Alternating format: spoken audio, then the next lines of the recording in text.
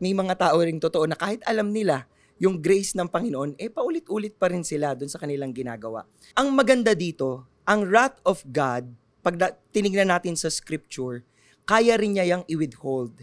Yung kindness, patience, and tolerance na sinasabi sa Romans, the intention of God there is for us to come to repentance.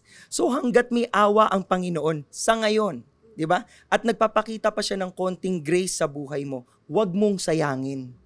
Kung ngayon, sa palagay mo, paulit-ulit kang bumabalik sa kasalanan, magdesisyon ka na.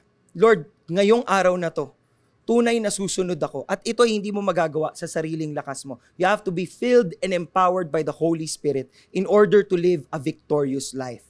So if God is talking to you now, surrender and follow Him.